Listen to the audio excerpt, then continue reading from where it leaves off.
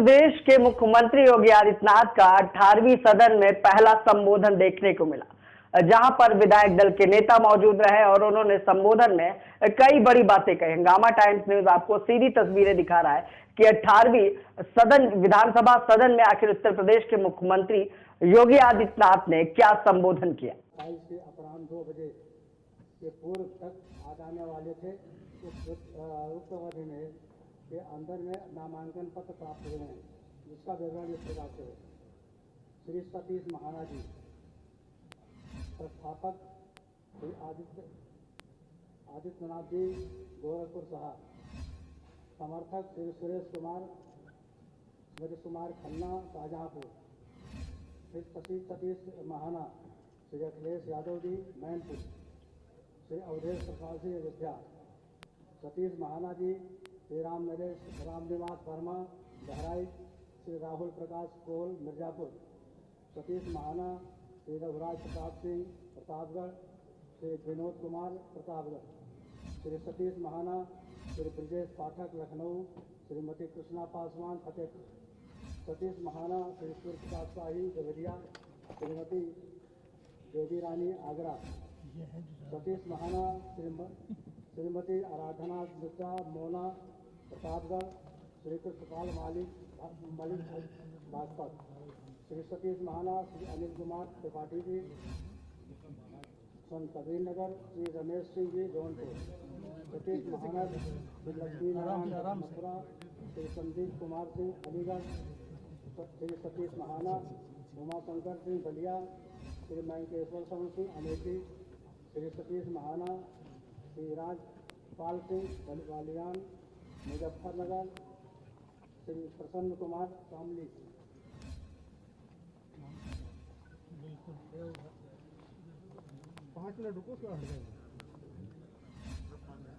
उक्त नाम निर्देशन पत्रों में एक ही नाम प्रस्तावित और सभी नाम निर्देशन पत्र वैध पाए गए हैं। अतः उत्तर प्रदेश विधानसभा की प्रक्रिया के अनुसार संचालन नियमावली पीछे नियम 8 पूरे लोग आगे खड़े हो नियम 3 के अनुसार इस निर्वाचन के लिए औपचारिक प्रस्ताव करना आवश्यक नहीं है और मैं श्री सतीश महाना को अध्यक्ष पद के लिए सर्वसम्मत से निर्वाचित किए जाने की घोषणा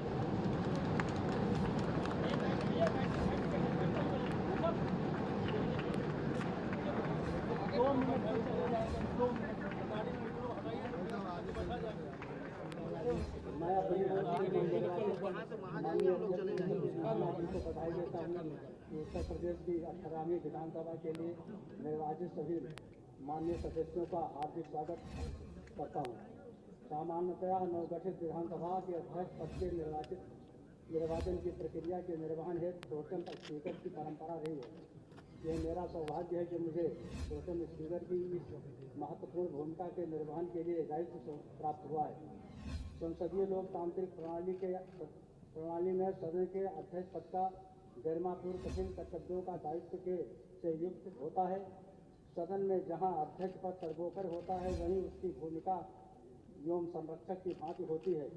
इसलिए पूरा सदन उसे विश्वास व्यक्त करता है। उस पर निष्पक्षता और स्वतंत्रता बनाए रखने के लिए सदन का संचालन करने तथा उसकी गरिमा को बनाए रखने की चुनौती होती है। अध्यक्ष के रूप में इन दायित्वों की बखूबी निभाने वाले कर्तव्यनिष्ठ महानुभावों की लंबी श्रृंखला रही है, जिनका इस सदन की गौरवमयी परंपराओं को नए आयाम प्रदान करने के उल्लेखनीय योगदान रहा है। प्रथम अध्यक्ष श्री पुरुषोत्तम दास टंडन जी से लेकर श्री हृदय नाम दीक्षित जी की सहित तक माननीय अध्यक्षों ने इस सदन की गरिमा और निष्पक्षता बनाए रखने की अनुकरणीय भूमिका निभाई है।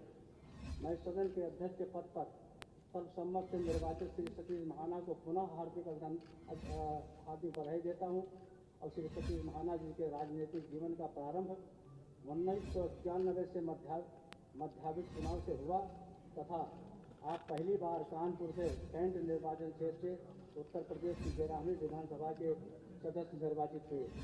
तत्पश्चात आप 1993, 98, 2002, 2007, 2012 तथा 2017 में लगातार 7 बार कानपुर नगर से विधानसभा सदस्य निर्वाचित थे। वर्तमान में आप 8वीं बार कानपुर नगर से विधानसभा सदस्य निर्वाचित हुए हैं।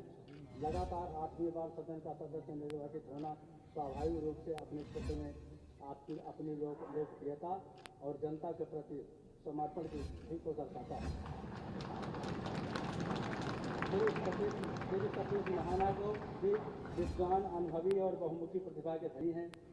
आपने सदन के सदस्य के रूप में संसदीय परंपराओं का पालन करते हुए सारगर्भित चर्चाओं तथा अमूल्य सुझावों से अपनी राजनीतिक प्रतिभा और क्षमता का परिचय दिया है। श्री सतीश महाना जी का राजनीतिक और संसदीय जीवन सदन के लिए, विशेषकर नए सदस्यों के लिए प्रेरणा स्रोत है। एक ओर जहां आप जनप्रतिनिधि के रूप में जनता के समस्याओं का प्रति संवेदनशील रहकर उनके निराकरण के लिए प्रतिबद्ध रहे हैं, वहीं दूसरी ओर प्रतिष्ठित विधानसभा सदस्य के रूप में संसदीय विषयों में आपका कौशल अद्भुत और सराहनीय रहा है। आपने विभिन्न मंत्रिमंडलों में भी महत्वपूर्ण विभागों के दायित्व में निर्वहन किया है। आप श्री कल्याण सिंह जी के, रामप्रकाश जी के, राजनाथ सिंह जी के मंत्रिमंडल में आवास एवं नगर विकास राज्य मंत्री, श्री सुश्री मायावती जी के मंत्रिमंडल में नगर विकास राज्य मंत्री तथा माननीय आदित्यनाथ जी की जोगी के मंत्रिमंडल में आप औद्योगिक विकास मंत्री रहे हैं। विधानसभा के आश्वासन समिति के सभापति तथा याचिका समिति, विधानसभा पुस्तकालय के समिति के संसदीय शोध तथा संदर्भ एवं अध्ययन समिति, प्रतिनिधि विधान समिति, लोक लेखा समिति, प्रकलन समिति, प्रश्न एवं संदर्भ समिति तथा नियम समिति के सदस्य के रूप में आपका दीर्घ अनुभव भी रहा है। इस वर्ष आप वर्ष 2012 में भारतीय जनता पार्टी विधानमंडल दल उत्तर प्रदेश के उप नेता रहे हैं। आप अटल युवा संस्था तथा विवेकानंद शिक्षा समिति के अध्यक्ष तथा भारतीय जनता पार्टी के मंडल अध्यक्ष रहे हैं। मैं माननीय सतीश महाना जी को सर्वसम्मत से विधानसभा अध्यक्ष निर्वाचित होने की पुनर्बधाई देता हूँ और आशा करता हूँ कि सदन की गौरवपूर्ण परंपराओं को बनाए रखने के लिए आप इस सदन का मार्गदर्शन और संरक्षण करते रहेंगे। मैं माननीय मुख्यमंत्री जी, माननीय नेता प्रतिपक्ष तथा अन्य दलों के माननीय नेतागण से अनुरोध करूंगा कि वो नवनिर्वाचित अध्यक्ष माननीय सतीश महाना जी को अध्यक्ष आसन पर आसीन करने की कृपा करें।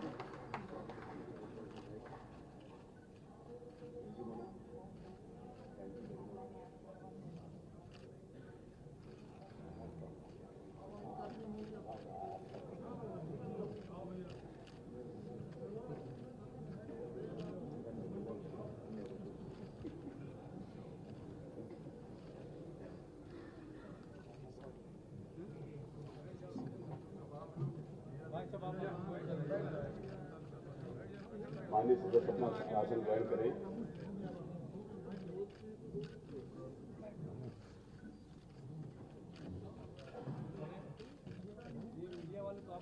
माननीय नेता सदन माननीय मुख्यमंत्री,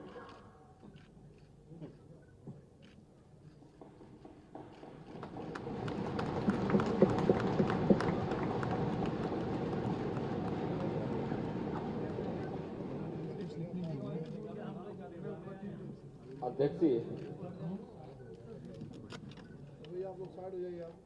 18वीं विधानसभा के अध्यक्ष के रूप में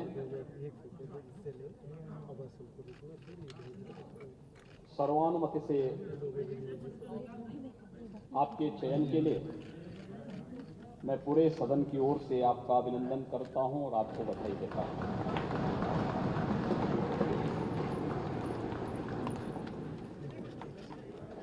ये बड़ा सुखद संजोग है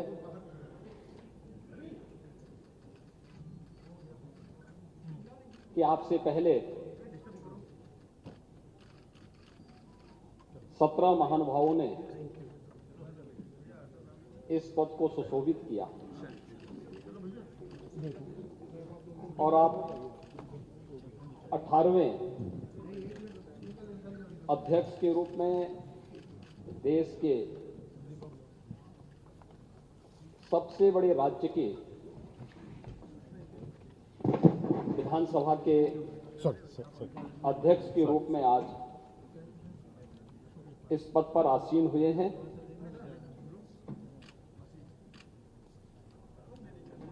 मैं हृदय से पूरे सदन की ओर से आपका अभिनंदन करता हूं।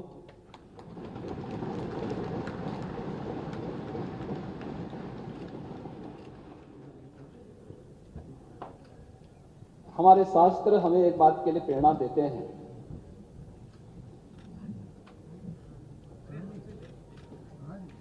कि जब भी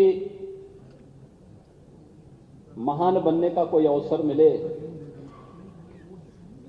तो हमें इस अवसर से वंचित नहीं होना चाहिए। तैत्तिरीय उपनिषद ने भी कहा है कि भूत्वेन प्रमितव्यम, यानी महान बनने के अवसर से चूकना नहीं चाहिए और आपके नाम से तो महाना ही जुड़ा हुआ है।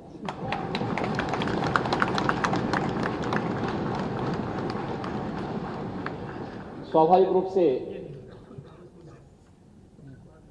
लोकतंत्र के इस गौरवपूर्ण आसन पर विराजमान होना ये किसी भी सदस्य के लिए न केवल अभिनंदनीय है बल्कि गौरवपूर्ण भी। और फिर इस पीठ पर एक अनुभवी सदस्य का चयन सर्वानुमति से हो, यह अत्यंत सुखद की अनुभूति कराता है। और खासतौर पर तब जब उत्तर प्रदेश विधानसभा में अभी बहुत दिन नहीं हुए हैं, मार्च प्रथम सप्ताह में दोनों ओर से मिसाइलें चल रही थी और उस समय हर व्यक्ति एक दूसरे के हमलों से झुलसने से बचने के लिए अपने अपने स्तर पर प्रयास कर रहा था। लेकिन ये भारत में ही संभव हो सकता है और भारत में भी उत्तर प्रदेश में ही कि राजनीतिक मतभेद भले ही कितने क्यों न हो, लेकिन लोकतंत्र को पुष्ट करने के लिए सर्वानुमति का रास्ता अपनाने और लोकतंत्र की गरिमा को और उसकी मर्यादा को बनाए रखने के लिए हम मिलकर के इस अभियान को आगे बढ़ाएंगे। और आज आपका सर्वानुमति से यहां पर चयन हुआ है, ये सचमुच भारत की उन मजबूत लोकतांत्रिक परंपराओं को और भी मजबूत करता है और भी पुष्ट करता है।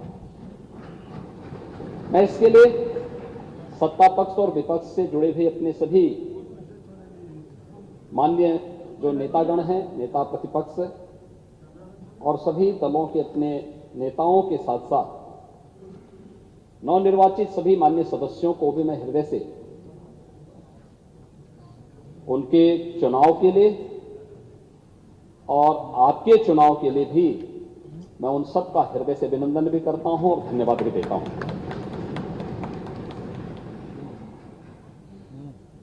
अध्यक्ष जी, जब हम लोग उत्तर प्रदेश विधानसभा की बात करते हैं तो इस विधानसभा के पहले अध्यक्ष के रूप में राजर्षि श्री पुरुषोत्तम दास टंडन जी का नाम आता है। उन जैसे मनुष्यों ने इस सदन की गरिमा को, इसके उच्च संसदीय मर्यादाओं और मानदंडों को स्थापित करने का कार्य किया था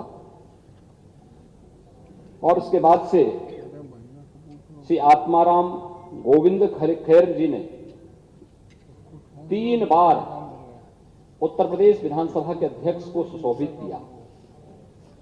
श्री केसरीनाथ त्रिपाठी जी ने 3 बार उत्तर प्रदेश विधानसभा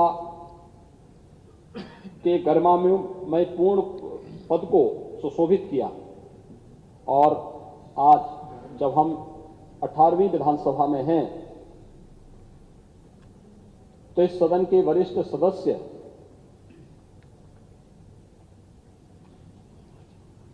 श्री माता प्रसाद पांडे जी ने भी 2 बार विधानसभा अध्यक्ष के पद को सुशोभित किया है।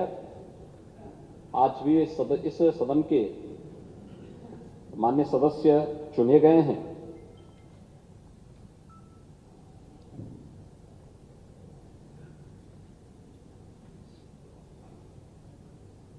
आपका चयन बहुत सारा संदेश दे देता है।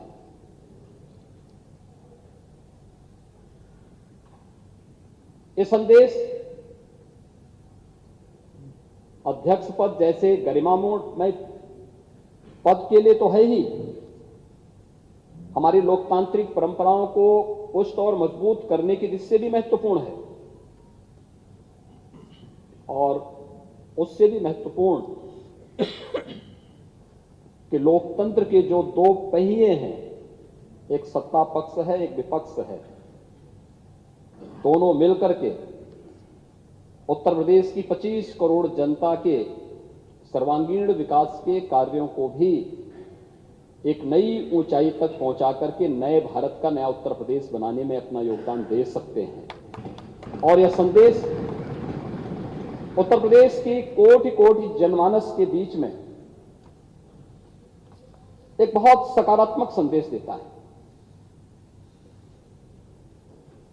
हमने अभी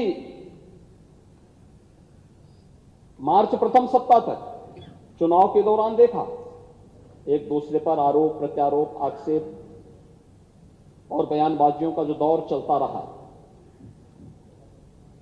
हर दल अपने अनुसार करता था। लेकिन एक चीज है जो हम देश के अंदर भी देखते हैं, उत्तर प्रदेश के अंदर भी देखते हैं, जनता कभी नकारात्मकता को स्वीकार नहीं करती, कभी नहीं। नकारात्मकता के लिए उसके हृदय में कोई स्थान है ही नहीं। जो सकारात्मक होगा, जो प्रगतिशील होगा, जो लोक कल्याण का कारक होगा, जनता उसी को अंगीकार करती है।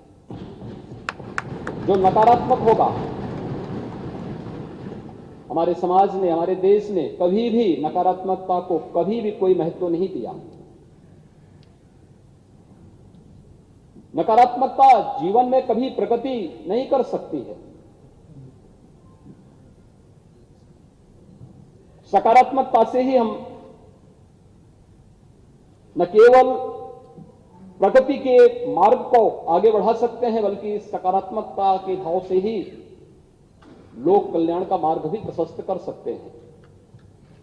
और आज जब देश की अपेक्षाएं उत्तर प्रदेश जैसे राज्य से हो, हर एक क्षेत्र में हो,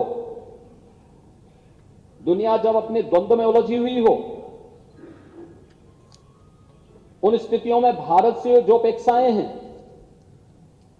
भारत उस प्रकार की अपेक्षाएं उत्तर प्रदेश से रखता है और उत्तर प्रदेश को उन अपेक्षाओं पर खरा उतरने के लिए अपने आप को तैयार करना है। और लोकतांत्रिक व्यवस्था में जब सत्ता पक्ष और विपक्ष मिलकर के एक साथ मिलकर के इस अभियान का सहभागी बनता है तो 1 और 1 2 नहीं होता है, बल्कि वह मिलकर के 11 की ताकत बनकर के मजबूती के साथ लोकतंत्र की इस व्यवस्था को न केवल पुष्ट करता है बल्कि इसे और भी मजबूती के साथ आगे बढ़ाने का कार्य करता है।